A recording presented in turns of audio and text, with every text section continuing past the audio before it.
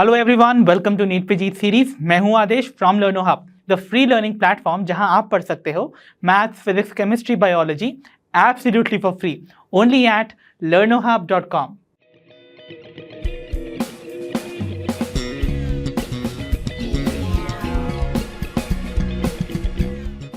तो बच्चों, आज के सेशन में हम डिस्कस करने जा रहे हैं the must practice question from the chapter plan growth and development. तो बच्चों, इस चैप्टर से रिलेटेड सारे इंपॉर्टेंट क्वेश्चंस को हम यहां पर डील करेंगे सो दैट एग्जामिनेशन में किस टाइप के क्वेश्चंस बन सकते हैं आपको इन क्वेश्चंस को प्रैक्टिस करके आइडिया लग जाएगा। So without wasting much time, let's get started.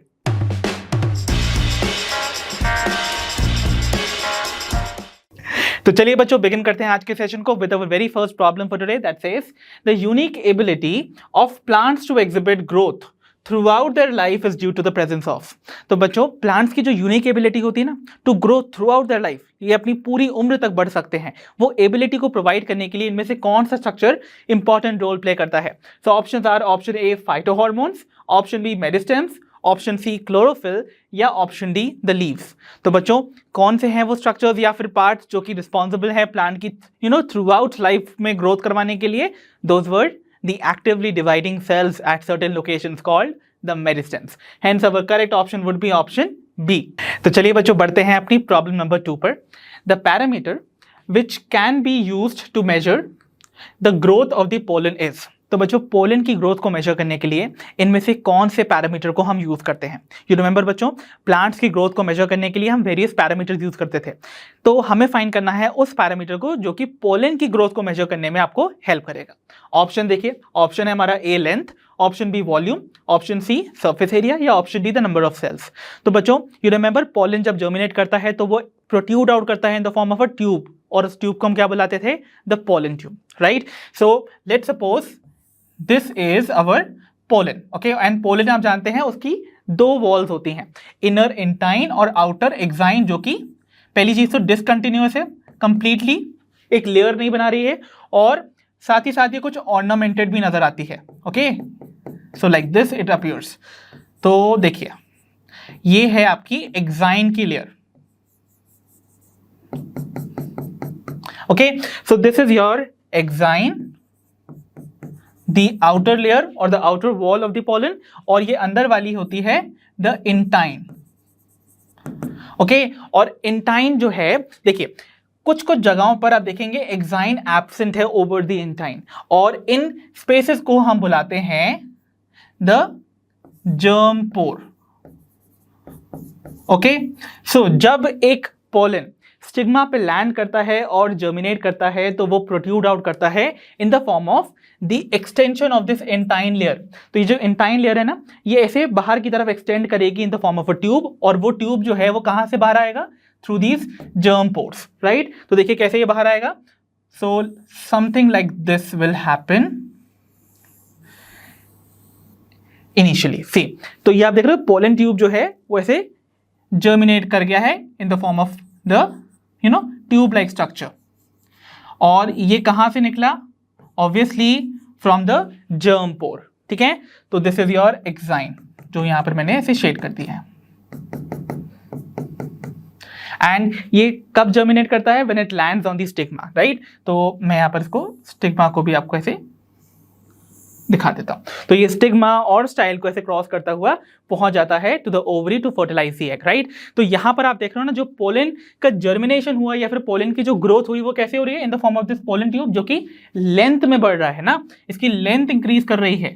सो ये जो इंक्रीज आपको जो देखने को मिल रहा है in its growth parameter would be in terms of length, hence our correct option would be option A length. तो आइए बच्चों, अब हम बढ़ते हैं अपनी प्रॉब्लम नंबर 3 पर। The type of growth pattern in which one out of the two daughter cells formed continues to divide while the other undergoes differentiation। तो बच्चों, आपसे पूछा जा रहा है कि ऐसा कौन सा ग्रोथ पैटर्न है जिसमें जब दो डॉटर सेल्स बनती हैं एक सेल के डिवीजन से, तो उन दो डॉटर सेल्स में से एक ही डॉटर सेल अपनी डिवाइड करने की कैपेसिटी रिटेन करती है, वाइल जो दूसरी वाली है वो डिफरेंशिएट हो जाती है to perform a specific function. तो ऑप्शन देखिए, ऑप्शन है हमारे option A geometric, option B exponential, option C arithmetic या ऑप्शन डी सिग्मॉइड। तो बच्चों, याद है आपको किस टाइप के ग्रोथ पैटर्न में जो दो डॉटर सेल्स हैं उनमें से एक डिफरेंशिएट कर जाता था वाइल दूसरा डिवाइड करने की कैपेसिटी रिटेन करता था. So that was arithmetic growth pattern. You remember ना? So the correct option here would be option C, arithmetic growth pattern. I hope you can recall well. मैंने कॉन्सेप्ट add-on वीडियो से देखिए मैं आपको वापस से रिकॉल भी करवा देता हूँ. Let's suppose ये हमारा एक पेरेंट सेल है. Okay, this parent cell has the ability to divide, इसीलिए मैं इसको ऐसे शेड कर देता हूँ. राइट, तो देखिए ये पेरेंट सेल जब डिवाइड करेगा तो बनेंगी भाई दो डॉटर सेल्स ना. तो यहाँ पर आपकी दो डॉटर सेल्स फॉर्म हो रही हैं. So one daughter cell is this and the other one would be this. ठीक है, अब इनमें से एक ही डॉटर सेल ऐसी है जो कि अपनी एबिलिटी टू डिवाइड रिटेन रखेगी while this daughter cell will become differentiated. तो इसको मैं लेटर डी से डिनोट कर देता हूं. राइट, सो अब ये वाला जो डॉटर सेल फॉर्म हुआ, now it will undergo division, isn't it और नॉट. तो अब आप देखोगे यहां पर अगेन दो डॉटर सेल्स बन रही हैं जिनमें से केवल एक ही अपनी डिवाइड करने की कैपेसिटी रिटेन करेगी while the other will again get differentiated. अब सिंस ये पहली बार डिफरेंशिएट हुआ था इसलिए मैंने इसको D1 से डिनोट किया. ये दूसरी बार डिफरेंशिएट हुआ तो मैंने इसको D2 लिख दिया. और ओरिजिनली आप देखोगे यहाँ पर D1 भी मेंशन्ड है. तो इस टाइप के ग्रोथ पैटर्न को जहां पर देखिए हर जनरेशन में एक फिक्स्ड अमाउंट से जो नंबर ऑफ सेल है इंक्रीज कर रहा है. देखिए यहाँ पर एक सेल था, यहाँ पर दो सेल्स बन गए, यहाँ पर तीन सेल्स बन गए. तो इस टाइप के ग्रोथ पैटर्न में आप देख रहे हो there is always an increment in the cell number by a fixed value that is 1. ठीक है, तो एक ही सेल हर जनरेशन में बढ़ रहा है और इस टाइप के ग्रोथ पैटर्न को हम अरिथमेटिक ग्रोथ पैटर्न कहते हैं. सो अब correct option would be option C. तो आइए बच्चों बढ़ते हैं अपनी प्रॉब्लम नंबर 4 पर. That says the phase of rapid increase in growth in a sigmoid growth curve is called. तो बच्चों एक sigmoid growth curve में उस फेज को हमें आइडेंटिफाई करना है जिसमें रैपिड इंक्रीज देखने को मिलता है ग्रोथ में. तो मतलब जिस फेज में सबसे ज्यादा तेज ग्रोथ देखने को मिलेगी during the observation of a sigmoid growth curve, वो फेज कौन सी होगी. ऑप्शंस हैं आपके, option A lag, option B log, option C resting या ऑप्शन डी स्टेशनरी. तो सबसे पहले तो आप ये बताइए मुझे कि ये जो सिग्मॉइड ग्रोथ कर्व है वो आपको किस टाइप के ग्रोथ पैटर्न में देखने को मिलता है. Yes, it was scene during the geometric growth pattern, है ना. तो ज्योमेट्रिक ग्रोथ पैटर्न को अगर हम ग्राफिकली रिप्रेजेंट करते हैं तो उसका ग्राफ देखिए कैसा बनता है. सो आप देखते थे ज्योमेट्रिक ग्रोथ पैटर्न में इनिशियली जो ग्रोथ होती थी that used to be slow, okay, and suddenly वो ऐसे इंक्रीज कर जाती है, रैपिड इंक्रीज. ओके, सो ये वो फेज है जहां पर रैपिड इंक्रीज हो रहा है ग्रोथ में, and after reaching a maximum limit वो जाके स्टेशनरी हो जाती थी. राइट, तो अगर आप इस टाइप के ग्रोथ कर्व को देखेंगे, ऑब्जर्व करेंगे, so you will find that it is forming a letter S, और इसीलिए we call this type of growth curve as the sigmoid growth curve. Right, तो ये जो आप देख रहे हैं ना, जिस स्टीप स्लोप वाला जो फेज है that is representing the phase of rapid increase in growth. और इस फेज को हम क्या बुलाते थे. So we used to call this particular phase as the log phase, है ना. तो इसको हम लॉग फेज या फिर एक्सपोनेंशियल फेज भी बुलाते थे. सो इस रैपिड फेज को हम कहेंगे the log phase. Hence our correct option here would be option B the log phase. While याद कीजिए जो स्टार्टिंग का इनिशियल फेज था उसमें ग्रोथ स्लो थी और इस फेज को हम बुलाते थे the lag phase. And finally इस फेज जो लास्ट फेज होता है of this particular growth curve, उसमें आप देख रहे हो ग्रोथ जो है वो स्टेशनरी हो गई है. सो इस पर्टिकुलर फेज को हम बुलाते थे द स्टेशनरी फेज. बट हमसे पूछा गया था the phase of rapid increase, that was the log phase. Hence our correct option would be option B. तो आइए बच्चों बढ़ते हैं प्रॉब्लम नंबर 5 पर. That says the growth of a given plant organ per unit time expressed per unit initial parameter is known as. ठीक है, तो बच्चों देखिए हमसे क्या बोला जा रहा है, ध्यान से हम क्वेश्चन पढ़ेंगे वापस से. The growth of a given plant organ per unit time. तो किसी भी प्लांट ऑर्गन की अगर हम ग्रोथ को मेजर कर रहे हैं पर यूनिट टाइम, तो हम यहां पर एग्जैक्टली किसको मेजर कर रहे हैं बताइए. ग्रोथ पर यूनिट टाइम क्या कहलाता था, that was growth rate, isn't it? So यहां पर what we are talking about is the growth rate. ठीक है ना. ओके, सो जो ग्रोथ रेट है अगर हम उसको एक्सप्रेस करें पर यूनिट इनिशियल पैरामीटर, मतलब हम जिस पैरामीटर का इस्तेमाल करके ग्रोथ को मेजर कर रहे थे उसी पैरामीटर के इनिशियल वैल्यू से अगर हम उसको कंपेयर कर दें तो इस टाइप के ग्रोथ रेट को हम क्या कहते हैं. ओके, ऑप्शन देखिए. Option A is growth rate, option B absolute growth rate, option C relative growth rate या option D exponential growth rate. So याद है आप सभी को, मैंने आपको पढ़ाया हुआ है कंपैरिजन ऑफ ग्रोथ टॉपिक, याद है मेरे कॉन्सेप्ट अराउंड वीडियो में। सो वहां पर हमने दो टाइप के ग्रोथ रेट्स को स्टडी किया था and that were the absolute and the relative growth rate. तो ऑब्वियसली इन दो में से ही हमारा करेक्ट आंसर आना चाहिए। सो जब भी हम कभी ग्रोथ रेट को उसी की इनिशियल वैल्यू से कंपेयर करके मेजर करते हैं या एक्सप्रेस करते हैं, so we call it the relative growth rate, right. So याद है आपको वो लीफ वाला एक्सपेरिमेंट, देखिए मैं आपको वापस से रिकॉल करवा भी देता हूं। तो लेट्स सपोज ये थी मेरी एक लीफ, ओके। तो ये लीफ का जो सरफेस एरिया होता है वही उसका एक पैरामीटर यूज किया जाता है to measure the growth, isn't it. तो इसका मतलब इस लीफ का इनिशियली लेट्स सपोज जो पैरामीटर था, ओके, उसकी value that mean surface area की वैल्यू थी let's suppose 5 centimetre square, okay, ठीक है। और एक दिन के बाद जब इस लीफ का सरफेस एरिया मेजर किया गया, so that came out to let's suppose 10 centimetre square. तो एक ही दिन के बाद आप देखोगे 5 सेंटीमीटर स्क्वायर से इंक्रीमेंट देखने को मिला आपको सरफेस एरिया में। सो यहां पर ग्रोथ रेट कितना हुआ? ग्रोथ रेट क्या होता है बच्चों? ग्रोथ रेट होता है ग्रोथ पर यूनिट टाइम। तो यहां पर ग्रोथ कितनी की हुई भाई? 5 सेंटीमीटर स्क्वायर का इंक्रीमेंट देखने को मिला ना, और वो भी पर डे, यानी कि 5 सेंटीमीटर स्क्वायर पर डे हमारी क्या है? The growth rate. अब इस ग्रोथ रेट को मैं इसी लीफ के इनिशियल सरफेस एरिया, यानी कि जो मेरा इनिशियल पैरामीटर था, पैरामीटर क्या था? द सरफेस एरिया, उसकी इनिशियल वैल्यू क्या थी? 5 सेंटीमीटर स्क्वायर। तो इस ग्रोथ रेट को अगर मैं इनिशियल पैरामीटर की वैल्यू से कंपेयर करके एक्सप्रेस करूं तो उसकी वैल्यू क्या आएगी? देखिए, तो यहां पर हम ग्रोथ रेट को क्या करने वाले हैं? कंपेयर करने वाले हैं with the initial value. So initial value से हम कंपेयर करेंगे and then we'll express it in terms of percentage, ठीक है। तो देखिए क्या आएगा हमारा आंसर। यहां पर ग्रोथ रेट कितना था? 5 सेंटीमीटर स्क्वायर, ओके। और यहां पर इनिशियल वैल्यू कितनी थी हमारी लीफ के सरफेस एरिया की? तो हमारा जो पैरामीटर था सरफेस एरिया, दैट वाज, उसकी value was 5 centimetre square again. और इसको जब हम मल्टीप्लाई करेंगे विद 100%, तो देखिए आप यहां पर 5 से 5 कैंसिल हो जाएगा और यहां पर 100% ग्रोथ देखने को मिलेगी of the leaf in 1 day when it is compared to the original value of the leaf. तो देखिए ओरिजिनल जो सरफेस एरिया था लीफ का, उसका 100% इंक्रीज हुआ है एक ही दिन के अंदर। इसीलिए जब हम इनिशियल वैल्यू से कंपेयर कर रहे हैं तो यहां पर 100% ग्रोथ देखने को मिली है। इसीलिए we call this type of growth rate as relative growth rate, right. So correct option यहां पर हमारा कौन सा होगा भाई? Option C. तो आइए बच्चों देखते हैं अपनी प्रॉब्लम नंबर 6 को। The process of maturation of meristematic cells to specialize themselves for performing specific functions by losing their ability to divide is called।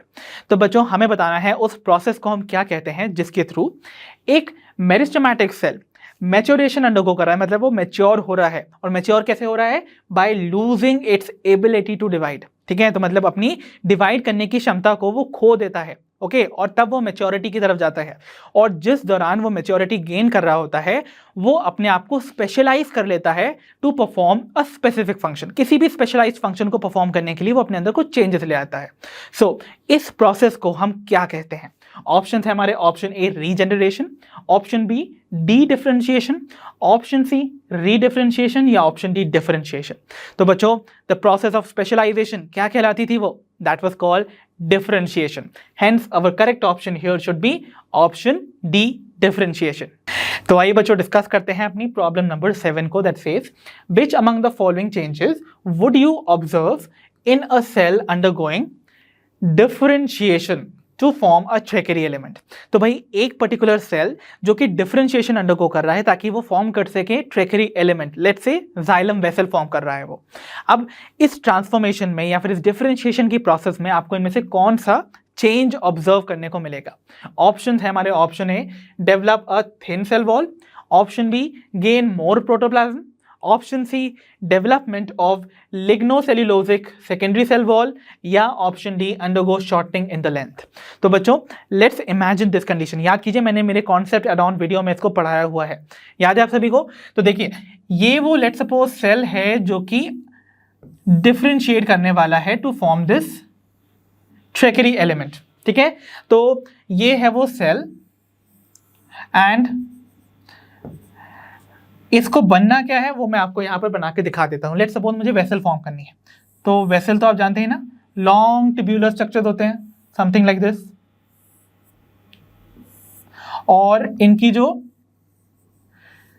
Cell wall होती है that is quite thick. Okay, तो ये thick cell wall इनको develop करनी है, और साथ ही साथ क्योंकि इनको वाटर का कंडक्शन करना है, इजंट इट, तो वाटर का कंडक्शन करवाने के लिए इनका अंदर का स्पेस हॉलो होना चाहिए, राइट। तो यहां पर जो स्पेस है within this particular cell और the xylem vessel, it should be hollow from inside, isn't it. तो भाई क्या क्या चेंजेस अंडरगो करना चाहिए इस पर्टिकुलर सेल को ताकि वो ये फॉर्म कर सके? तो सबसे पहले तो इसको अपना प्रोटोप्लाज्म डीजेनरेट करना होगा ताकि अंदर से ये पर्टिकुलर सेल जो है वो हॉलो हो सके, ठीक है। तो सबसे पहला चेंज क्या ऑब्जर्व होगा? Degeneration of cytoplasm. सेकेंडली क्या चेंज आपको देखने को मिलेगा? देखिए, इस सेल को इतना लंबा सेल फॉर्म करना पड़ेगा, दैट मीन्स यहां पर सेल जो है अपना साइज इलोंगेट करेगा, तो यहां पर इलोंगेशन अंडरगो करेगा एक पर्टिकुलर सेल। एंड थर्डली यहां पर इस सेल जो इनिशियल सेल फॉर्म हुआ था ना आफ्टर डिवीजन, जब डिफरेंशिएट करने वाला है उससे पहले तक की कंडीशन में देखेंगे इसकी सेल वॉल बहुत थिन और फ्लेक्सिबल होती है, and that represents primary cell wall जो कि सेल्यूलोजिक होती है, राइट। तो सेल्यूलोज की बनी हुई इस सेल वॉल को हम कहेंगे प्राइमरी सेल्यूलोजिक सेल वॉल, ठीक है। बट ये जो प्राइमरी सेल्यूलोजिक सेल वॉल है दिस इज थिन और ये फ्लेक्सिबल है, बट जो जाइलम वेसल फॉर्म हो रहा है, you know very well, xylem जो है वो प्लांट्स को मैकेनिकल सपोर्ट भी प्रोवाइड करता है, एंड फॉर दैट पर्पस उसकी जो सेल वॉल है that should be thick enough to withstand the mechanical pressure. तो फॉर दैट पर्पस क्या होगा, इसकी जो सेल वॉल है वो थिकेंड होनी चाहिए। तो वो थिकेंड कब होगी? जब उस पर कुछ मटेरियल का, यानी कि कुछ हार्ड मटेरियल का डेपोजिशन होगा, ओके और वो डेपोजिशन बेसिकली मल्टीपल लिग्निन और सेल्यूलोज की लेयर का होता है। तो दैट मीन्स यहां पर थिकनिंग अंडरगो करेगी the cell wall of this particular cell. तो यहां पर थिकनिंग ऑफ सेल वॉल भी देखने को मिलेगा, ठीक है। तो यानी कि ये तीन चेंजेस आपको ऑब्जर्व करते हुए नजर आएंगे व्हेन यू विल सी कि एक सेल डिफरेंशिएट करेगा to form the tracheary element, right. तो इनमें से कौन सा वो चेंज है जो कि आपको यहां पर देखने को मिल रहा है तीनों में से? तो क्या यहां पर जो ऑप्शन ए है that is develop a thin cell wall, क्या ये करेक्ट है? नो ना, you know it will develop a thick cell wall, okay.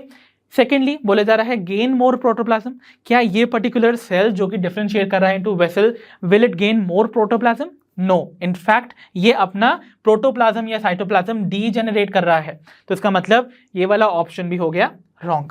Then we have option C that says development of lignocellulosic secondary cell wall. Yes, this is the correct option. जहां पर बताया जा रहा है कि यहां पर आपको इस पर्टिकुलर सेल के ऊपर आपको लिग्नोसेल्यूलोजिक सेल वॉल जो कि सेकेंडरी इन नेचर है उसका डेपोजिशन देखने को मिलेगा। दैट मीन्स लिग्निन और सेल्यूलोज का मोर डेपोजिशन देखने की वजह से एक थिकर सेल वॉल का फॉर्मेशन होगा, which is going to be correct in this case. Hence option C would be correct. While हम ऑप्शन डी देखें तो उसमें बोला जा रहा है undergo shortening in length, that is wrong eventually because we know कि यहां पर सेल इलोंगेशन अंडरगो कर रहा है ना कि shortening. Hence our correct option would be finally option C. तो आइए बच्चों डिस्कस करते हैं प्रॉब्लम नंबर 8 को। The development of an interfascicular cambium from a fully differentiated medullary parenchymatous cell is an example of. तो बच्चों एक fully mature medullary parenchyma cell से इंटरफैसिकुलर कैम्बियम का जो फॉर्मेशन है वो इनमें से किस प्रोसेस का एग्जाम्पल है? ऑप्शन है हमारे, option A differentiation, option B dedifferentiation, option C redifferentiation या ऑप्शन डी डीनेचुरेशन। तो बच्चों I hope you all remember किस प्रोसेस को रिप्रेजेंट कर रहा है the formation of interfascicular cambium. तो देखिए आप जानते हैं दो वैस्कुलर बंडल्स के बीच में प्रेजेंट होती है पैरेन्काइमा सेल्स की लेयर, जैसे हम बुलाते हैं द मेडुलरी रेस। याद है ना आप सभी को, ऐसे रे के फॉर्म में एक्सटेंड आउट करती है from the centre towards the periphery, isn't it? तो we call them the medullary rays, और ये पैरेन्काइमा सेल्स हैं। सो ये जो मेडुलरी पैरेन्काइमा सेल्स हैं, अब सिंस ये पैरेन्काइमा है तो हम इनको क्या बुलाएंगे? पैरेन्काइमा सेल्स का जो ओरिजिन है that is from the meristematic cells, primary meristem से। बट वो तो परमानेंट टिश्यू हुए ना, बिकॉज पैरेन्काइमा सेल्स डिफरेंशिएशन के बाद फॉर्म होते थे। तो ये जो मेडुलरी पैरेन्काइमा सेल्स हैं ये क्या हुए? प्राइमरी परमानेंट टिश्यू, ठीक है? तो ये primary permanent tissue which are the medullary parenchyma cells, आप देखेंगे ये जो क्लोज प्रॉक्सिमिटी में होते हैं टू दो सेल्स, देखिए यहां पर आप जानते हैं ना वैस्कुलर बंडल्स के बीच में भी आपको एक कैम्बियम की स्ट्रिप देखने को मिलती है, जैसे हम इंट्राफैसिकुलर कैम्बियम बुलाते हैं। तो देखिए इंट्राफैसिकुलर कैम्बियम के सेल्स से एसोसिएटेड जो पैरेन्काइमा सेल्स हैं वो वापस से मेरिस्टेमेटिक एक्टिविटी रीगेन कर लेते हैं। तो इसका मतलब आप जानते थे ये जो पैरेन्काइमा सेल यानी कि प्राइमरी परमानेंट टिश्यू का फॉर्मेशन होता था that used to be by the process of differentiation, but यहां पर देख रहे हैं आप परमानेंट टिश्यू वापस से मेरिस्टेमेटिक टिश्यू में कन्वर्ट हो रहा है। तो इसका मतलब वो हो रहे हैं डी डिफरेंशिएट। ओके, तो इसका मतलब यहां पर जो प्रेजेंट ये आपके पैरेन्काइमा सेल्स है ना, दे will undergo dedifferentiation to form the secondary meristem. ठीक है, तो इस बात को याद रखिएगा, यहां पर दे विल अंडरगो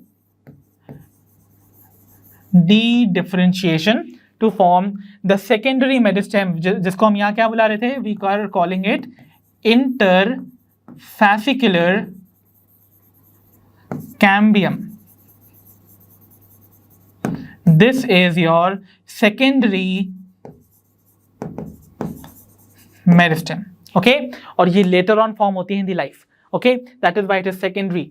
और जब ये कंप्लीट रिंग फॉर्म हो जाती है दैट मीन्स इंट्रा और इंटरफैसिकुलर कैम्बियम की, so it leads to the secondary growth in the plants, यानी कि उनकी गर्थ इंक्रीज करता है। ओके, हेंस यहां पर जो एग्जाम्पल है of the formation of interfascicular cambium would be an example of D differentiation.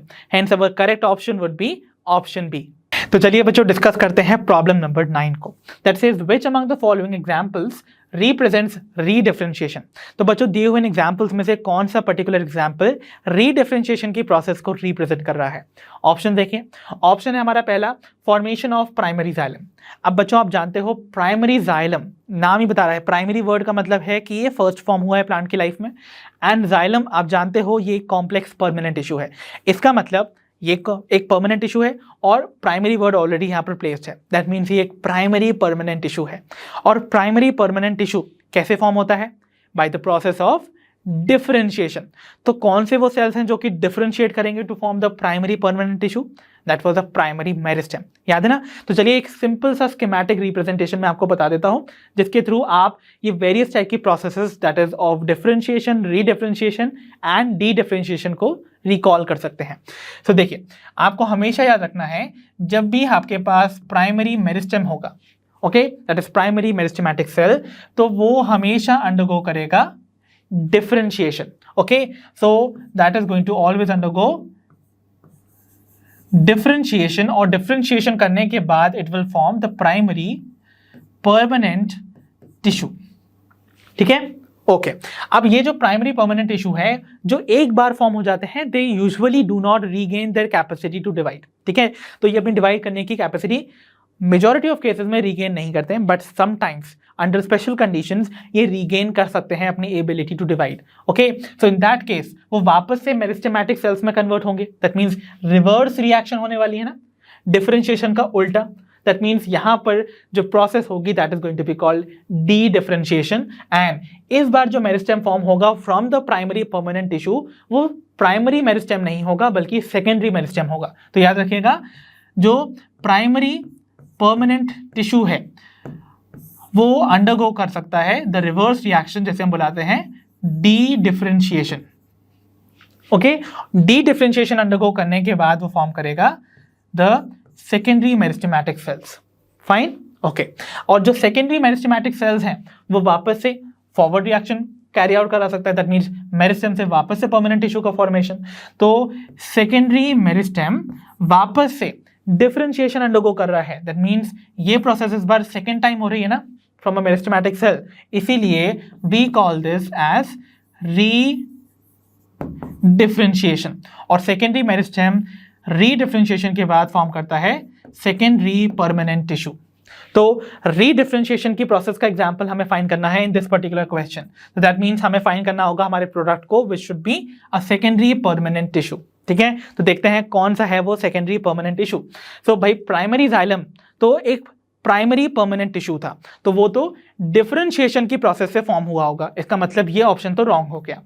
Then we have option B that is formation of parenchyma. Parenchyma भी आप जानते हैं कि एक सिंपल परमानेंट टिश्यू है जो कि प्राइमरी इन ओरिजिन है, दैट मीन्स ये भी एक प्राइमरी परमानेंट टिश्यू है जो कि डिफरेंशिएशन से फॉर्म हुआ होगा, इसका मतलब ये वाला ऑप्शन भी कर दीजिए eliminate. Then we have option C that is formation of secondary phloem. Secondary phloem देखिए यहाँ पर सेकेंडरी वर्ड ऑलरेडी मेंशन है, and phloem is a permanent tissue, the complex permanent tissue, right? So secondary phloem basically is representing the secondary permanent tissue जो कि बनता था only after redifferentiation। इसका मतलब हमारा करेक्ट ऑप्शन होगा option C, right. While option D को भी देख लेते हैं, फॉर्मेशन ऑफ मेड्यूलरी रेज। तो आप जानते हैं मेड्यूलरी रेज बेसिकली कंपोज होता है of the parenchyma cells, and parenchyma cells are nothing but the primary permanent tissue जो कि बनते थे आफ्टर डिफरेंशिएशन। इसका मतलब ऑप्शन डी भी रॉन्ग हो जाता। So the correct option here would be option C. तो चलिए बच्चों बढ़ते हैं प्रॉब्लम नंबर 10 पर। That says which among the following plants does not show plasticity. तो दिए हुए इन प्लांट्स में से कौन से वो प्लांट है जो कि प्लास्टिसिटी की फिनोमिना शो नहीं करते हैं। आई hope you all remember plasticity क्या होती थी, प्लांट्स की वो एबिलिटी जिसके थ्रू वो अपने चेंजिंग एनवायरनमेंट या फिर अपनी डेवलपमेंटल स्टेजेस के हिसाब से अपने आप को मॉडिफाई कर सकते हैं to adapt themselves to the conditions, right. So options हमारे हैं option A coriander, option B larkspur, option C cotton या option D the sugar cane. तो बच्चों आपने पढ़ा हुआ है कि ये coriander, larkspur and cotton they all show plasticity, और हमने इसका एग्जांपल देखा था in the form of the developmental heterophylly. तो इसका मतलब all of these three show plasticity. जो नहीं शो करता है plasticity that would be the sugar cane, hence our correct option would be option D. तो आइए बच्चों डिस्कस करते हैं problem number 11 that says N6-furfuryl aminopurine is a derivative of which among the following chemical groups। तो बच्चों N6-furfuryl aminopurine इनमें से किस केमिकल ग्रुप का डेरिवेटिव होता है। ऑप्शन है हमारे, option A adenine, option B indole compounds, option C carotenoids या ऑप्शन डी टर्पिनॉइड्स। तो बच्चों याद कीजिए N6-furfuryl aminopurine इनमें से बेसिकली आप याद कीजिए किस प्लांट ग्रोथ रेगुलेटर का एक केमिकल स्ट्रक्चर होता था। याद कीजिए it was the chemical structure for kinetin, याद है आप सभी को। और काइनेटिन बेसिकली क्या है, ये एक प्लांट ग्रोथ रेगुलेटर का फॉर्म है विच इज साइटोकाइनिन, है ना। तो साइटोकाइनिन का ये फॉर्म है, और साइटोकाइनिन्स बेसिकली नेचर में कैसे होते थे, दे वर मॉडिफाइड नाइट्रोजनस बेस, और वो नाइट्रोजनस बेस जो कि मॉडिफिकेशन शो करता था that was adenine। So that is why this is going to be a modified adenine जो कि क्या है, एक प्रकार का प्यूरिन है, that is why it is aminopurine, isn't it? So adenine का modified form would represent nothing but N6-furfuryl aminopurine, hence the correct option would be option A।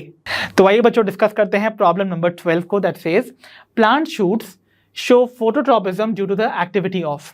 तो जो प्लांट्स के शूट्स होते हैं वो बेसिकली जो फोटोट्रॉपिज्म की फिनोमिना है that means bending towards the light, वो इनमें से किस प्लांट ग्रोथ रेगुलेटर की एक्टिविटी की वजह से शो करते हैं। ऑप्शन देखिए, ऑप्शन है हमारे, option A auxins, option B gibberellins, option C ethylene या ऑप्शन डी साइटोकाइनिन्स। तो बच्चों कौन सा है वो प्लांट ग्रोथ रेगुलेटर जो कि फोटोट्रॉपिज्म की फिनोमिना को रेंडर करता है to the plant shoots, that was option A auxins, right. तो ऑक्सिन्स वो बेसिकली हार्मोन है जो कि प्लांट्स की ग्रोथ करवाता है towards the source of light. How, let us सी।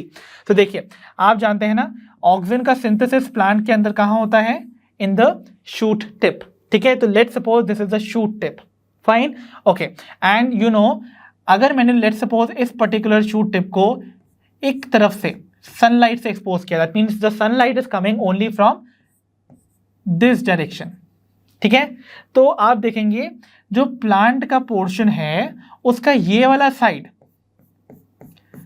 जो कि away from the source of light है, उस पर लाइट तो पहुंच नहीं रही, तो this side is going to represent the dark side.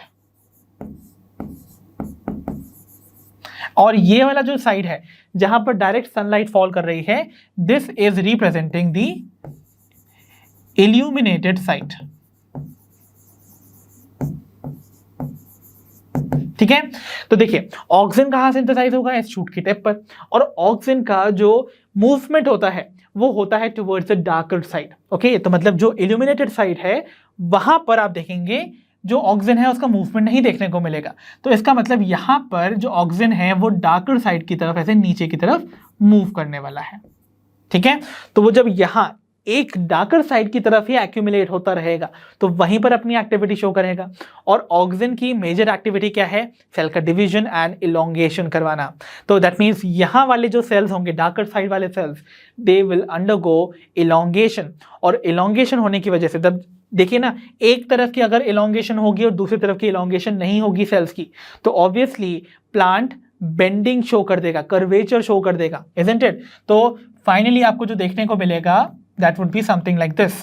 तो यहां पर जो प्लांट है that is going to bend like this toward the source of light. ठीक है, और ऐसा इसलिए हो रहा है बिकॉज ये वाला जो साइड था, this side, this was not receiving the sunlight, जिसकी वजह से ऑक्सीजन का एक्यूमुलेशन डार्कर साइड पे ज्यादा हुआ और इसीलिए यहां पर इलोंगेशन ऑफ सेल्स भी ज्यादा हुआ। बट ये वाला जो साइड था, this did not receive the oxygen, जिसकी वजह से इधर के सेल्स इलोंगेट नहीं हुए, and due to the elongation of the cells on the opposite side, उनके वेट की वजह से ये ऐसे बेंड कर जाएगा, इजंट इट। तो यहां पर आपको देखने को मिलेगी फोटोट्रोपिज्म की phenomena, that is the bending of the shoot towards the source of light, right. तो पर्टिकुलरली अगर हम कहें कि ये जो फिनोमेना ऑफ फोटोट्रोपिज्म है, जो एट्रीब्यूट है, वो बेसिकली किस पर्टिकुलर प्लांट ग्रोथ रेगुलेटर की वजह से आया है, that is credited to auxins, right? So option A, auxins would be correct in this case. तो आइए बच्चों बढ़ते हैं प्रॉब्लम नंबर 13 पर, that says the bioassay for the detection of auxins. तो ऑक्सिन्स की डिटेक्शन के लिए जो बायोएसे है वो कौन सा है भाई, मैंने आपको बहुत बार पढ़ाया है मेरे कॉन्सेप्ट एट ऑन वीडियो में, याद कीजिएगा by the time I am reading the options. Option A cell division test, option B avena curvature test, option C triple response, या option D the green leaf test. So कौन सा था वो bioassay जो कि आपको ऑक्सिन्स को detect करने में हेल्प करता है, that is the avena curvature test, याद है ना। और इसको परफॉर्म किसने किया था, वेंट ने, राइट। तो एफ वेंट ने इसको परफॉर्म किया था and we have studied it in detail also. So this is going to be the test जो कि सिर्फ ऑक्सीजन ही परफॉर्म कर पाते हैं। Don't get confuse with triple response because वो इथाइलिन का बायोएसे है, hence our correct option here would be option B. तो चलिए बच्चों बढ़ते हैं प्रॉब्लम नंबर 14 पर, that says bakanae disease is associated with the discovery of which of the following phytohormones. तो इनमें से दिए हुए किस फाइटोहॉर्मोन्स की डिस्कवरी से एसोसिएटेड है द बैकने डिजीज। तो बच्चों बैकने वर्ड याद है ना, इसका क्या मतलब होता था, बैकने वर्ड एक जापानीज वर्ड है जिसका की मतलब होता था something which is foolish. Okay, तो जापानीज पीपल ने पर्टिकुलरली इस टर्म को दिया था to the rice seedlings. Okay, तो राइस सीडलिंग्स कुछ फूलिश बिहेवियर शो कर रही थी and that is why they termed it as the bakanae. Okay, so bakanae disease basically होता है the foolish rice seedling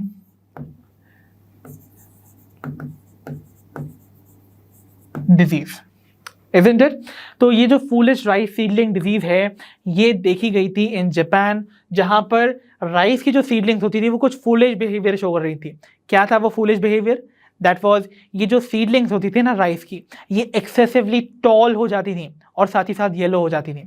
so yellow होने की वजह से इनकी प्रोडक्टिविटी हैम्पर होती थी और एक्सेसिवली टॉल होने की वजह से व्हाट यूज्ड टू हैपन, जब इनमें इन्फ्लोरेसेंस होता था, दैट मीन्स जब फ्लावरिंग होती थी तो इन्फ्लोरेसेंस की वेट की वजह से वो ऐसे नीचे बेंड कर जाती थी, इजंट इट। तो वहाँ की यानी कि जापान की जो राइस प्रोडक्टिविटी थी उस साल ज़्यादा तरीके से हैम्पर हुई थी। ओके, फॉर दैट पर्पज वहाँ के लोकल पीपल इस पर्टिकुलर डिजीज़ को बैकने डिजीज़ बुलाते थे।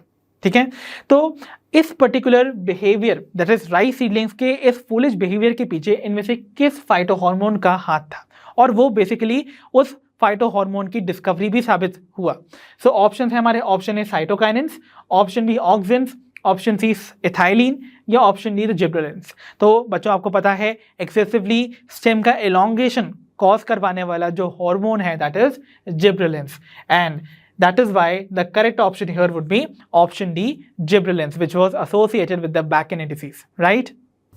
तो बच्चों चलिए बढ़ते हैं प्रॉब्लम नंबर 15 पर, जिसमें हमसे बोला जा रहा है the study on the callus derived from which of these plant material led to the discovery of kinetin। तो बच्चों किस पर्टिकुलर प्लांट मटेरियल से डिराइव कैलस पे स्टडी की जा रही थी जिस समय डिस्कवरी हुई थी काइनेटिन की।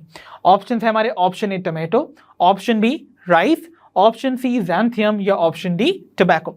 सो you remember Skoog and Miller को क्रेडिट दिया जाता है for the discovery of cytokinins. तो you remember Skoog and his co-workers were working on the internodal segments from which plant? That was tobacco.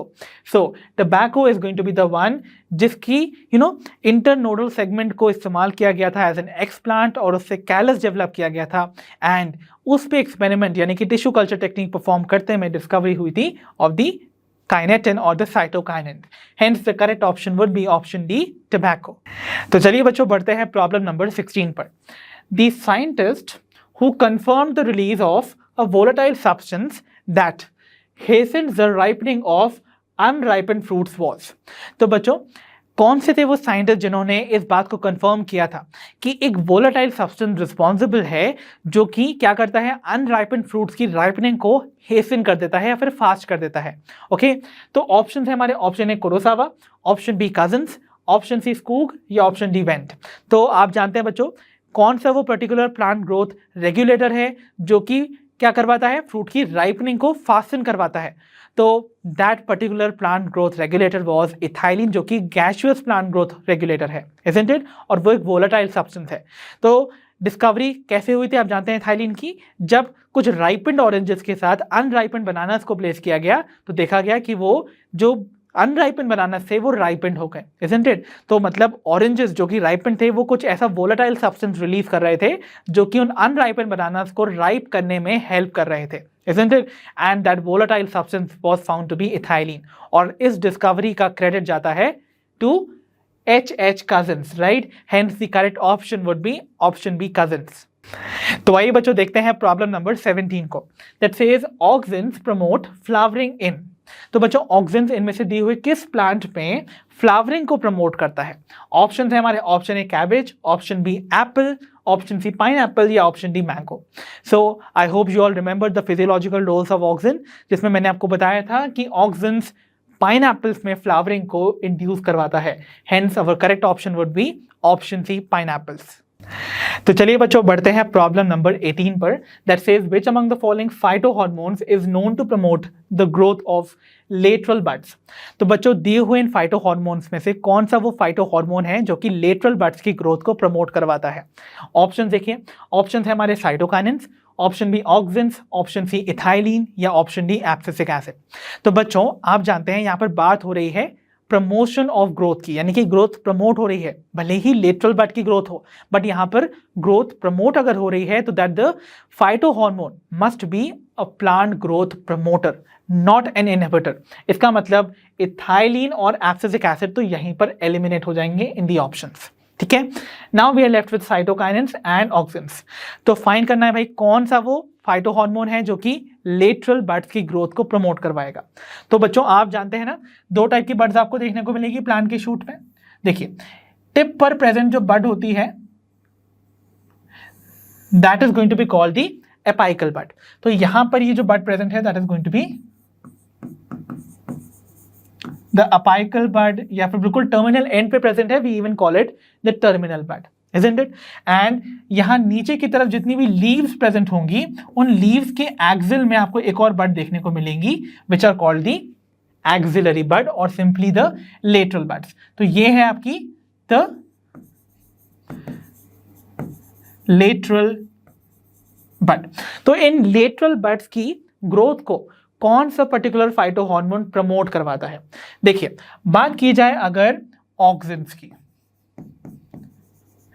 तो आपको पता है ऑक्सिन्स के बारे में जब हम पढ़ रहे थे तो मैंने आपको बताया था ऑक्सिन एक फिनोमेना को प्रमोट करवाता है and that phenomena is called apical dominance, मतलब आपको नाम में ही आंसर मिल गया है। दैट मीन्स ऑक्सिन एपाइकल बड को डोमिनेट करवा देगा। दैट मीन्स एपाइकल बड की ही ग्रोथ होती रहेगी, वाइल जो लेटरल बड्स हैं उनकी ग्रोथ सप्रेस हो जाती है in the presence of apical bud. ठीक है, तो एपाइकल बड डोमिनेट करेगी over the lateral buds for its growth. तो इसका मतलब यहां पर जब ऑक्सिन अगर प्रेजेंट होगा प्लांट के अंदर हायर अमाउंट्स में, that means lateral buds will not be able to grow, सिर्फ ग्रोथ होगी किसकी, एपाइकल बड की। वाइल अगर मुझे ऑक्सिन के इफेक्ट को काउंटरएक्ट करना है, then I will need another phytohormone called the cytokinins. अब साइटोकाइनेंस क्या करता है, वर्क करता है antagonistic when it comes to apical dominance. ठीक है, तो दैट मीन्स इट इनहिबिट्स, और आप कह सकते हो helps to overcome apical dominance. ठीक है, तो एपाइकल डोमिनेंस की फिनोमेना को ओवरकम करने के लिए साइटोकाइनेंस विल बी यूज्ड। तो साइटोकाइनेंस क्या करेगा, एपाइकल बड की ग्रोथ को इनहिबिट करवा देगा, और जब एपाइकल बड की ग्रोथ इनहिबिट होगी, that means apical dominance is overcome, तो लेटरल बड्स विल स्प्राउट और वो फॉर्म करेंगी न्यू ब्रांचेस एंड शूट्स। ठीक है, तो इस तरीके से आप देखेंगे लेटरल बड्स जो हैं वो दे विल जर्मिनेट और they will show their growth. और ये सब किसकी वजह से हुआ, due to the activity of cytokinins, hence the correct option would be option A, cytokinins. तो आइए बच्चों डिस्कस करते हैं प्रॉब्लम नंबर 19 को।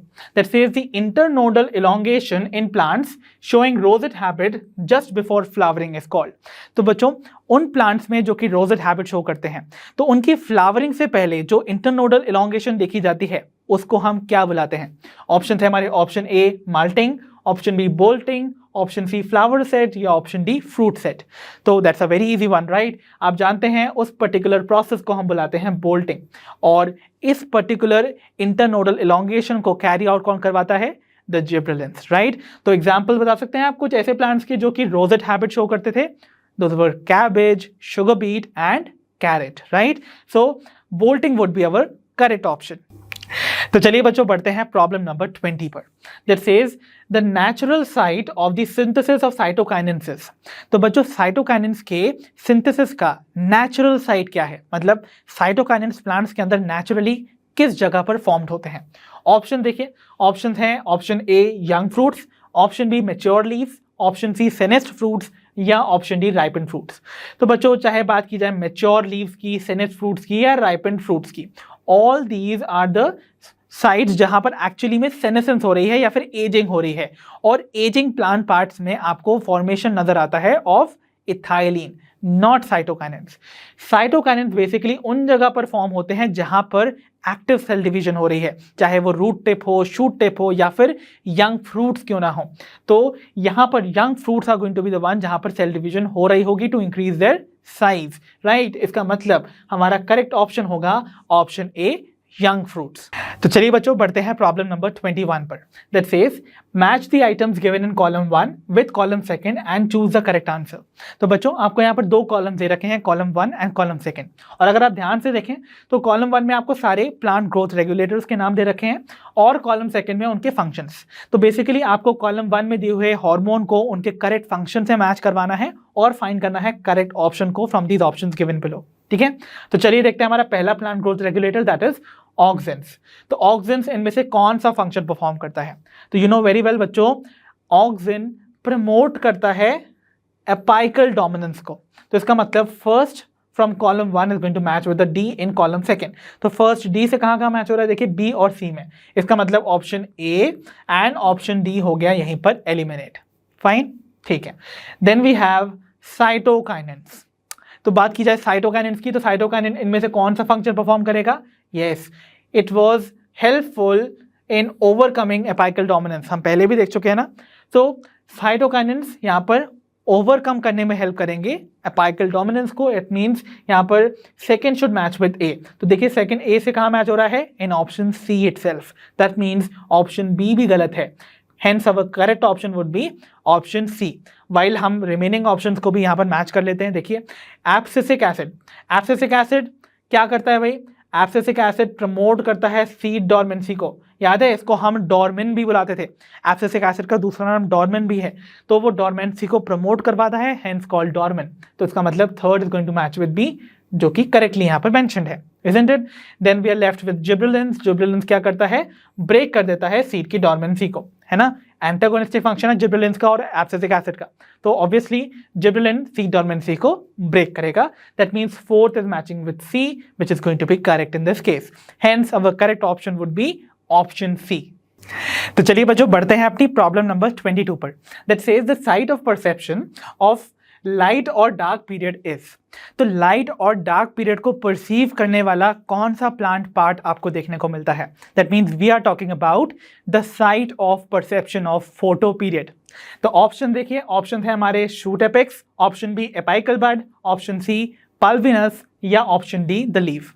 एज आई टोल्ड यू, मैंने आपको कॉन्सेप्ट एड ऑन वीडियो में पढ़ाई है कि लाइट और डार्क पीरियड को परसीव करने के लिए रिस्पॉन्सिबल होता है the leaves of the plant, right. So the correct option here would be option D the leaf. तो चलिए बच्चों अब हम देखते हैं problem number 23. Induction of flowering on exposure to a period of low temperature refers to. तो बच्चों हमसे बोला जा रहा है बेसिकली किसी भी प्लांट को हम अगर एक्सपोज करते हैं to a period of low temperature ताकि उसमें फ्लावरिंग इंड्यूस की जा सके, तो इस पर्टिकुलर प्रोसेस को हम क्या कहते हैं? ऑप्शंस है हमारे, option A thermoperiodism, option B photoperiodism, option C vernalisation या option D phototropism. And you know very well, जो चिलिंग ट्रीटमेंट या फिर लो टेम्परेचर एक्सपोजर दिया जाता है टू द प्लांट ताकि उसमें फ्लावरिंग इंड्यूस की जा सके is referred to as vernalization. तो हमारा करेक्ट ऑप्शन यहां पर होगा ऑप्शन सी वर्नलाइजेशन. तो आइए बच्चों देखते हैं अपनी प्रॉब्लम नंबर 24 को, जिसमें हमसे बोला जा रहा है which among the following set of hormones are antagonistic in functions with reference to seed dormancy. तो बच्चों जब बात की जाती है सीड डॉर्मेंसी की, तो दिए हुए इन ऑप्शंस में से कौन से वो सेट ऑफ हॉर्मोन्स हैं जो कि एंटागोनिस्टिक फंक्शंस परफॉर्म करते हैं, that means just opposite functions को परफॉर्म करेंगे. Options are gibberellins and cytokinins, option B auxins and cytokinins, option C ethylene and abscisic acid या option D gibberellins and abscisic acid. तो बच्चों mind you we are talking about seed dormancy, ठीक है ना. अब seed dormancy की दो opposite conditions क्या हो सकती हैं? या तो कोई particular phyto hormone seed dormancy को प्रमोट करवाएगा, जिसको कि मैं यहाँ पर प्लस से डिनोट कर देता हूं, या फिर उसको इनहिबिट करवाएगा, जिसको कि मैंने यहाँ पर नेगेटिव साइन से रिप्रेजेंट किया हुआ है. तो कौन सा वो पर्टिकुलर फाइटो हार्मोन या प्लांट ग्रोथ रेगुलेटर है जो कि सीड डॉर्मेंसी को प्रमोट करता है? You know that is going to be abscisic acid, जिसे हम डॉर्मेन भी बुलाते हैं बिकॉज वो प्रमोट करता है सीड डॉर्मेंसी को. वाइल नेगेटिव इफेक्ट यानी कि दैट मीन्स सीड डॉर्मेंसी को ब्रेक कौन करता है या फिर बेसिकली उसको इनहिबिट कौन करता है? So you remember very well that were your gibberellic acids, isn't it? तो gibberellins are going to be those plant growth regulators जो कि ब्रेक करते हैं सीड डॉर्मेंसी को और प्रमोट करते हैं सीड जर्मिनेशन को. तो when it comes to seed dormancy, तो कौन से हैं वो दो प्लांट रेगुलेटर्स जो कि क्या कर रहे हैं? एंटागोनिस्टिक फंक्शंस परफॉर्म कर रहे हैं. तो they are going to be abscisic acid and gibberellins. Hence our correct option would be option D. तो चलिए बच्चों बढ़ते हैं अपनी प्रॉब्लम नंबर 25 पर. That says which among the following concentration ratio during the tissue culture will initiate root formation in the callus. तो बच्चों हमसे बोला जा रहा है इनमें से कौन से कंसंट्रेशन रेशियो को मेंटेन करने पर ड्यूरिंग द टिश्यू कल्चर आपको कैलस में रूट का फॉर्मेशन इनिशिएट या स्टार्ट करता हुआ नजर आएगा.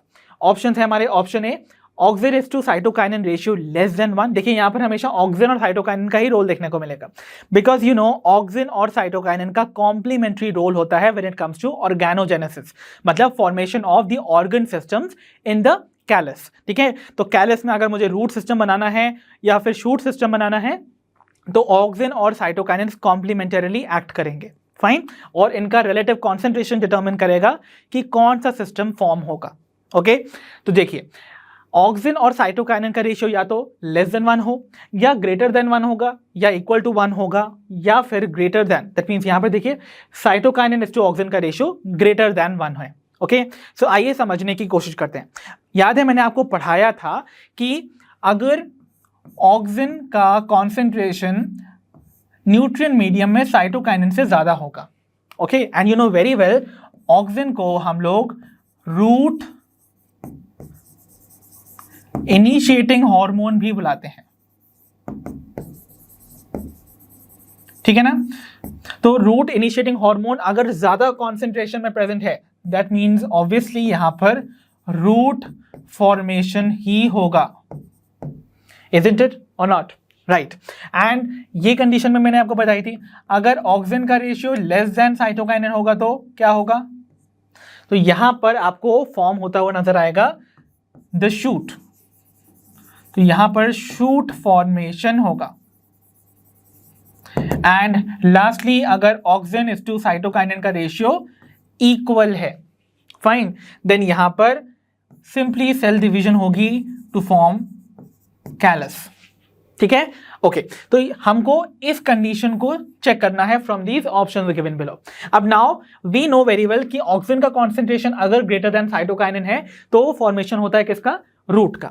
तो क्या मैं इस पर्टिकुलर कंडीशन को ऐसे नहीं लिख सकता, देखिए auxin is greater than 1 into concentration of cytokinin, ठीक है ना, ओके। तो देखिए यहां पर अगर मैं इस इनइक्वालिटी को सॉल्व करने की कोशिश करूं तो देखिए यहां से साइटोकाइनिन को अगर मैं यहां लेकर जाऊंगा तो ये कुछ ऐसा नहीं हो जाएगा, auxin upon cytokinin concentration will be greater than 1, ठीक है ना।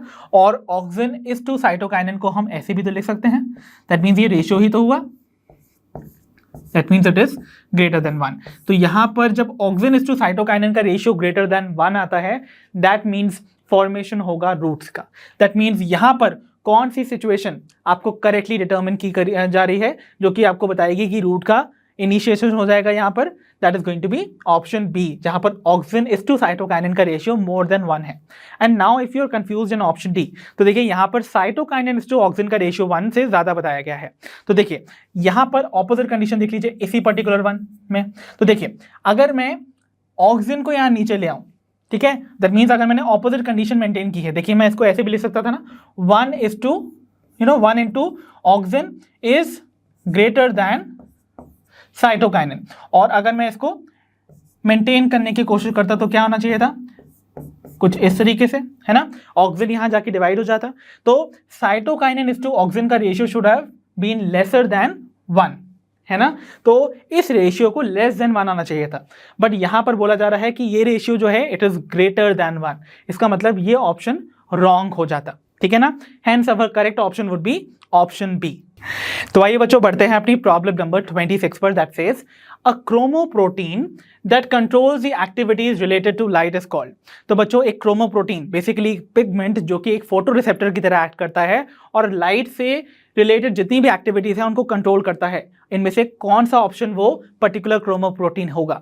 ऑप्शन देखिए, ऑप्शन है हमारे phytochrome, option B cytochrome, option C anthocyanin या option D the carotenoids. The correct option here would be obviously option A phytochrome, right. तो चलिए बच्चों बढ़ते हैं अपनी प्रॉब्लम नंबर 27 पर, that says what would happen if the coleoptiles are removed from the Avena seedlings. तो Avena यानी कि ओट्स की सीडलिंग से अगर हम उसकी कोलियोप्टाइल यानी कि टिप को रिमूव करते हैं तो इनमें से कौन सी कंडीशन अराइज करती हुई नजर आएगी। You know very well coleoptile वही साइट्स है जहां पर एक्चुअली में ऑक्सिन्स का सिंथेसिस होता है। तो ऑक्सिन्स अगर नहीं प्रेजेंट होंगे सीडलिंग में तो वो इनमें से कौन सी एक्टिविटी परफॉर्म करेगा, ठीक है। ऑप्शन देखिए, option A is bending will occur towards the unilateral source of light. तो एक डीकैपिटेटेड अवीना सीडलिंग यानी कि देखिए एक ऐसी सीडलिंग जिसके ऊपर से मैंने जो उसका कोलियोप्टाइल का टिप था वो रिमूव कर दिया है। तो देखिए अगर वो रिमूव हो गया है और अब मैं इसको यूनिलैटरल सोर्स ऑफ लाइट से एक्सपोज करूं तो क्या ये बेंडिंग शो करेगा? Not at all, right, because जो रिस्पॉन्सिबल फाइटो हार्मोन था फॉर दी कर्वेचर वो तो यहाँ इस कोलियोप्टाइल में प्रेजेंट था जो कि हमने रिमूव कर दिया है, hence it will not show bending towards the light. इसका मतलब ये ऑप्शन हो गया रॉन्ग, ठीक है।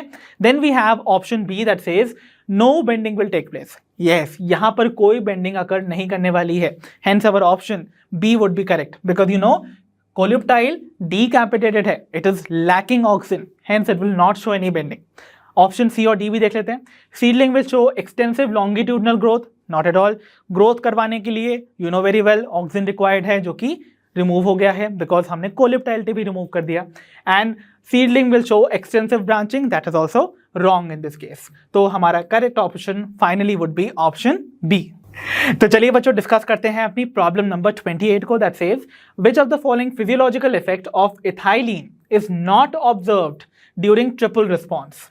तो बच्चों ट्रिपल रिस्पॉन्स के दौरान इनमें से कौन सा फिजियोलॉजिकल इफेक्ट इथाइलिन शो नहीं करती है, राइट? ऑप्शंस है हमारे, option A swelling of the axis, option B apical hook formation, option C longitudinal growth of the seedling, या option D horizontal growth of the seedling. तो बच्चों triple response को हम ट्रिपल रिस्पॉन्स क्यों बुलाते थे? Because there were 3 important characteristic of this response. कौन कौन से थे वो? सबसे पहले तो आप देखिए कुछ ऐसा सा देखने को मिलता था आपको, एक पर्टिकुलर प्लांट सीडलिंग जो कि ट्रिपल रिस्पॉन्स शो कर रहा है। तो सबसे पहले आप देख रहे हैं इसका जो एक्सिस है वो यहाँ पर स्वेल कर गया, तो दैट मीन्स यहाँ पर स्वेलिंग देखने को मिल रही है ऑफ एक्सिस, राइट? साथ ही साथ जो इसका एपेक्स है, इस सीडलिंग का जो एपेक्स है that is forming a hook like structure. तो यहां पर फॉर्मेशन हुआ एपाइकल हुक का, राइट? तो एपाइकल हुक का फॉर्मेशन यहां पर नजर आ रहा है। और साथ ही साथ जो सीडलिंग है वो यहां पर ऐसे लॉन्गिट्यूडनल ग्रोथ शो नहीं कर रही है, बल्कि हॉरिजॉन्टल ग्रोथ शो करने लगी है। That means another symptom would be horizontal growth of the seedling, right? तो ये 3 वो बेसिक रिस्पॉन्सेज हैं जो कि इथाइलिन की वजह से देखने को मिलते हैं in the triple response. Okay, so यहां पर कौन सा वो पर्टिकुलर आपको फिजियोलॉजिकल इफेक्ट है जो कि नहीं देखने को मिल रहा है? That is longitudinal growth of the seedling. तो यही होगा हमारा correct option. So the correct option would be option C. तो आइए बच्चों बढ़ते हैं अपनी प्रॉब्लम नंबर 29 पर, that says when does the action of a hormone be termed as synergistic. तो बच्चों किसी भी हार्मोन के एक्शन को हम सिनर्जिस्टिक कब बुलाते हैं? सो ऑप्शन है हमारे, option A when 2 hormones acting together bring about an opposite change. तो ऑपोजिट चेंज बुलाने वाले एक्शन को तो हम एंटागोनिस्टिक बोलते थे ना कि सिनर्जिस्टिक। तो इसका मतलब ये ऑप्शन हो गया रॉन्ग, ठीक है? Then we have option B that says when 2 hormones acting together contribute to the same change। तो 2 हार्मोन जो एक साथ काम कर रहे हैं और वो एक ही चेंज ला रहे हैं, that was called complementary, right? तो इसका मतलब ये ऑप्शन भी रॉन्ग हो गया, it is not synergistic। Then option C is when 2 hormones acting together promote each other's activity। Yes, that is when we call the activity of the hormone as synergistic, right? तो synergistic activity मतलब जब 2 hormone जब एक साथ काम कर रहे हो तो एक हार्मोन की प्रेजेंस दूसरे हार्मोन की एक्टिविटी को और ज्यादा प्रमोट या एनहांस कर दे। This is known as the synergistic activity of the hormone. Hence, option C would be correct. While option D भी देख लेते हैं, when a single hormone acts individually to bring about a specific change. No, this is wrong because ये represent करता है individualistic activity of the hormone. तो इसका मतलब ये synergistic नहीं हो सकता है। The correct option finally would be option C. तो चलिए बच्चों अब हम पहुंच गए हमारे आज के सेशन की लास्ट प्रॉब्लम की ओर, which is problem number 30 that says what is critical for flowering of a short day plant. तो एक शॉर्ट डे प्लांट की फ्लावरिंग के लिए इनमें से कौन सी condition is most critical? Options are option A short days, option B long nights, option C long interrupted nights, या option D long uninterrupted nights. So I have told you very well कि जो short day plants होते हैं भले ही वो short day की duration मांगते हैं, रिक्वायर करते हैं, बट फॉर देम जो उनका मोस्ट क्रिटिकल पीरियड होता है वो होता है during the night time. That mean उनके लिए डार्क पीरियड जो है वो क्रिटिकल है, और वो क्रिटिकल पीरियड जो डार्क पीरियड होता है इट शुड बी अनइंटरप्टेड, मतलब उस बीच में पर्टिकुलरली प्लांट को कोई लाइट एक्सपोजर नहीं चाहिए होता है। यानी कि अगर आप उस डार्क पीरियड के दौरान कोई भी लाइट एक्सपोजर दे देते हैं प्लांट को, it will not show flowering, ठीक है? इसीलिए uninterrupted long night period is going to be something जो कि प्लांट के लिए most critical होगा when we talk of the short day plants. Hence our correct option would be option D. तो बच्चों इसी के साथ फिनिश होता है हमारा आज का session based on the must practice questions from the chapter plant growth and development. I hope आज के सेशन में हमने जितने भी क्वेश्चंस प्रैक्टिस किए वो आपको अच्छे से समझ आए होंगे। अपना स्कोर मुझे कमेंट सेक्शन में लिखकर बताना मत भूलिएगा। अब हम मिलेंगे अपनी नेक्स्ट वीडियो में। अंटिल देन आप अपना ध्यान रखिए, पढ़ते रहिए, और जैसा कि आप सभी जानते हैं लर्नर हब फ्री है पर बेस्ट है।